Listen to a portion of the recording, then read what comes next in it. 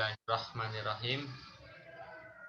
Assalamualaikum warahmatullahi wabarakatuh.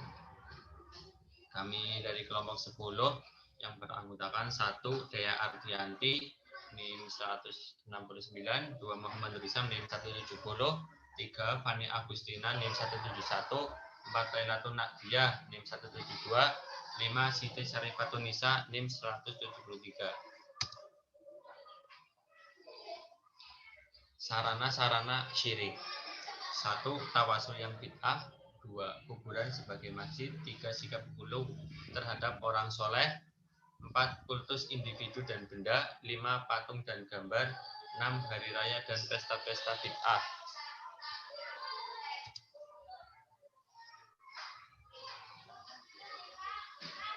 Perkenalkan, nama saya Fani Agustiawandani dengan nomor NIM 20080101171. Yang pertama, tawasul yang bid'ah. Tawasul yang menurut M. Quraish Shihab dalam bukunya Tafsir Al-Wishbah volume 3 mengatakan bahwa tawasul adalah cara kita mendekatkan diri kepada Allah Subhanahu wa taala dengan menyebut nama nabi dan para wali atau orang yang dekat dengannya dengan cara berdoa kepadanya untuk mendapatkan keinginan yang dimaksud demi para nabi atau orang-orang yang soleh yang dicintai Allah Subhanahu wa taala.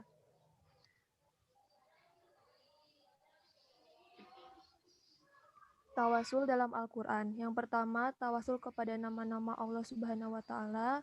Quran surat Al-A'raf ayat 180. Yang kedua, tawasul kepada Allah Subhanahu wa taala dengan melalui wali Allah. Quran surat Al-Imran ayat 193.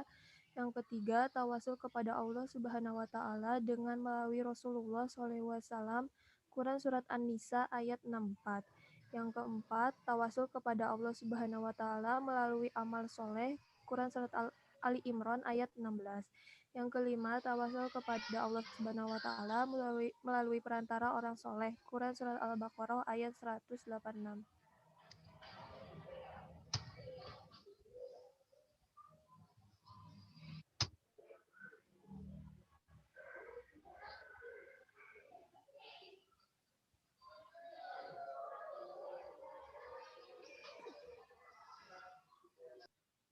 Tawasul bid'ah.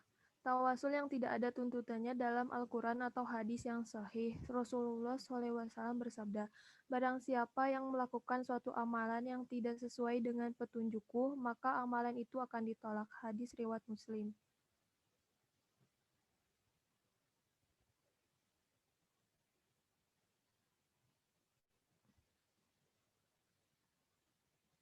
Yang kedua, kuburan sebagai masjid. Rasulullah SAW melarang kaum muslimin salat dan mendirikan masjid di atas kuburan para nabi, orang soleh atau ulama mereka. Berdasarkan hadis dari Aisyah radhiyallahu anhu, Nabi SAW bersabda, Allah melaknat orang Yahudi dan Nasrani yang menjadikan kuburan nabi-nabi mereka sebagai masjid. Hadis riwayat Al-Bukhari, Muslim, Ahmad, dan An-Nasya'i.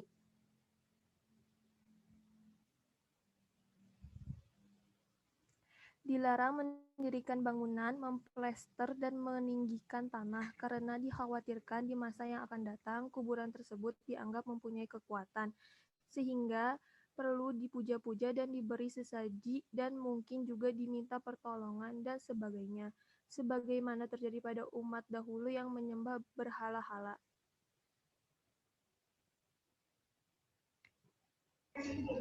Sebelumnya, perkenalkan nama saya Siti Syarifatun Nisa, NIM 20080101073. 3. Sikap hulu terhadap orang soleh. Hulu adalah sikap keras, kaku, berlebihan, dan melebihi atas yang apa telah ditentukan. Imam Al-Qurtubi mencoba menjelaskan makna hulu yang terdapat dalam surat Al-Maidah ayat 7.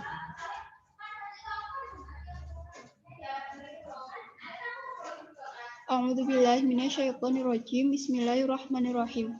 Wadhkuru ni'matallahi 'alaikum wa mitsaqahu alladzi wasaqakum bih. Id qultum sami'na wa ata'na wattaqullaha innallaha 'alimun bidzati sudur.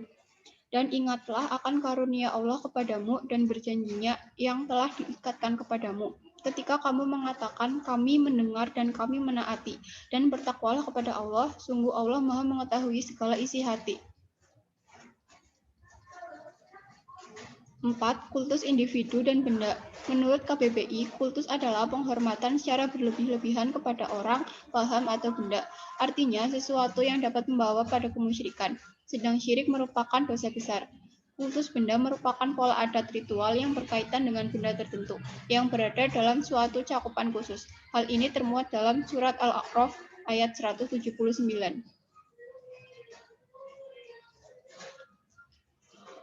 La tutruni kama atrotin nasorob na Maryama fa innama ana ngabdullahi wa rasuluh ngabduhu fakulu. Janganlah kamu memujiku secara berlebih-lebihan sebagaimana orang-orang Nasrani yang telah berlebih-lebihan memuja Isa putra Maryam. Aku hanyalah seorang hamba, maka katakanlah bahwa aku Abdullah atau hamba Allah dan Rasulnya. Hadis riwayat Bukhari dan Muslim.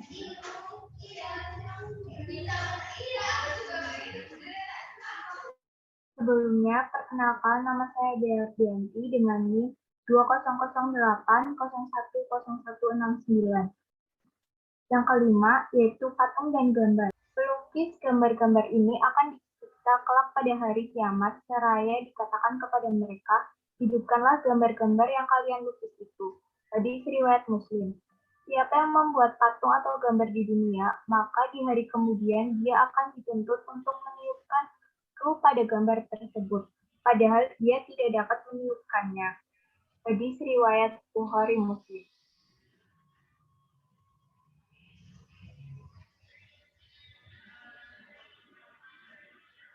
Ali al-Sabuni membagi dua jenis, yaitu satu, gambar yang mempunyai bayang-bayang, yang dibuat dari gips, tembaga, batu, dan lain sebagainya. Gambar semacam ini diistilahkan dengan patung. Yang kedua yaitu gambar yang tidak mempunyai bayang-bayang, yaitu gambar yang dilukis di atas kain atau kertas, atau yang diukir di dinding, atau yang digambar di atas permadani, atau yang dibordir atau disulam di atas bantal dan sebagainya. Gambar semacam ini diistilahkan dengan lukisan.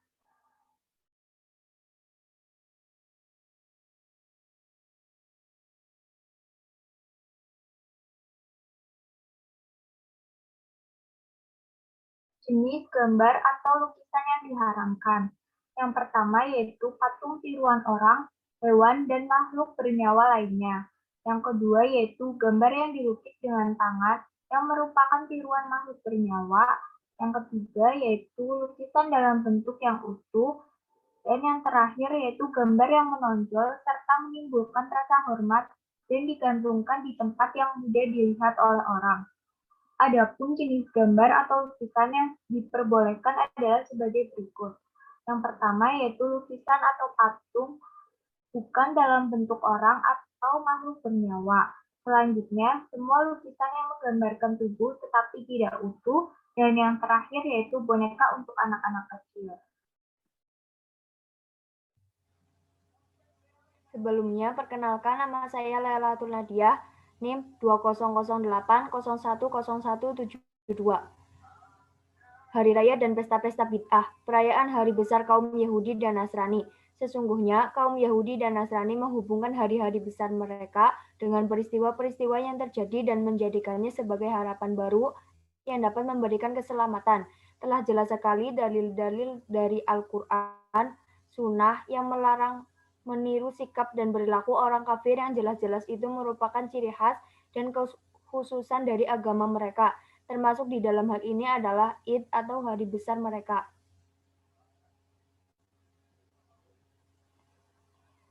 Allah telah berfirman, A'udzubillahi minasyaitonirrajim. Bismillahirrahmanirrahim. Ya ayyuhalladzina amanu la tattakhidul yahuda wan nasara awliya. Ba'duhum awliya'u ba'd. Wa may yatawallahum minkum fa innahu minhum. Innallaha la yahdil qaumadz zalimin. Hai orang-orang yang beriman, janganlah kamu mengambil orang-orang Yahudi dan Nasrani menjadi pemimpin-pemimpinmu.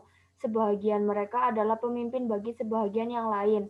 Barang siapa di antara kamu mengambil mereka menjadi pemimpin, maka sesungguhnya orang itu termasuk golongan mereka. Sesungguhnya Allah tidak memberi petunjuk kepada orang-orang yang zalim. Quran Surat Al-Ma'idah ayat 51.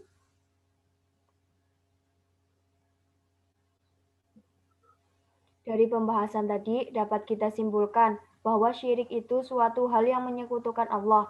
Adapun sarana-sarananya seperti bertawasul yang tidak ada tuntunannya dalam Al-Quran atau hadis yang sahih, menjadikan kuburan sebagai tempat pemujaan, meminta rahmat kepada orang yang sudah meninggal, bersikap berlebihan dalam beragama, menyembah patung yang dibuat oleh manusia, menggambar makhluk hidup secara utuh, merayakan hari-hari besar Yahudi Nasrani.